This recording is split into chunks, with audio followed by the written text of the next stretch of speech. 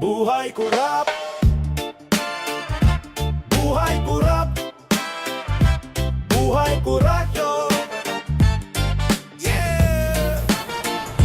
Buhay kurap, buhay hayop, Parang laro lang sa kanila ang dugo ng taong pagod.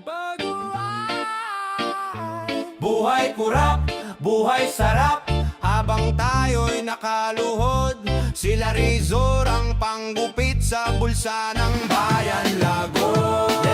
Sa umaga, sermon sa TV, dapat tapat, dapat malinis. Pero gabi-gabi sa lamesa, sobre ang ulam. Sulat sa resibo ay peket manipis. Nakangiti sa kamera, pahiro, pamakabayan ang dating. Pero kontrata'y pinunit, binaliktad, kinuha ang pondo. Wala nang natira sa atin na matinong daan, puro bitak at baiting. Kotse nila kumikintab, plate number tinakpan ng yabang. Habang si Manong naglalakad, butasan sinelas, inuulan. Pinapaso ng araw, walang payong, walang laban. May libreng tarpulin sa kanto, mukha nila parang santo sa fiesta. Pero sa likod ng entablado may lista ng padulas. Komisyon pirma sa tseke, nakakod pa sa teksto, sekretong fiesta. Tanong ko magkano ba presyo ng konsensya, kung sa budget lang lagi nawawala. Bawat pirma nila parang kutsilyo sa tiyan ng bansa.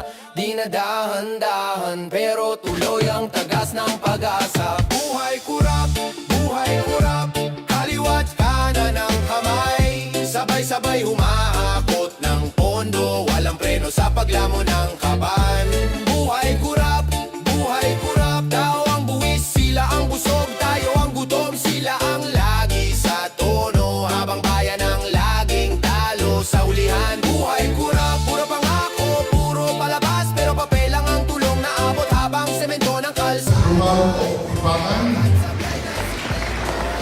Kapitan Renato de los Santos ng Tatak, ang aking pamangkin, Kapitan Mark Recto ng Montipuro. Mas guwapo sa akin yan. Dapat lang ng isang palilo. NBC, President Boyan Lac ng Sarduca.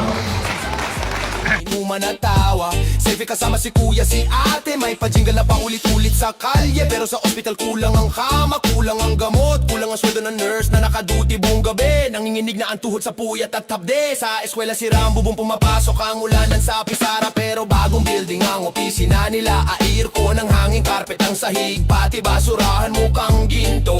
May tatak pa ng apelido nila, nakaupo sa hearing puro your honor, puro Mr. Chair. Pero sa inbox naka-forward na hindi naka-attach na ang porsyento. Naka-schedule na ang meeting sa resort, kasama ang pamilya at kaibigan sa private affair. Kaya bata pala natututong diskarte ang tawag sa daya. Ganito gawin mo pag lumaki ka, ana, para di ka maiwan. Yan ang bulong sa mesa, kaya infection na ang sistema, ang puno ng daya-daya.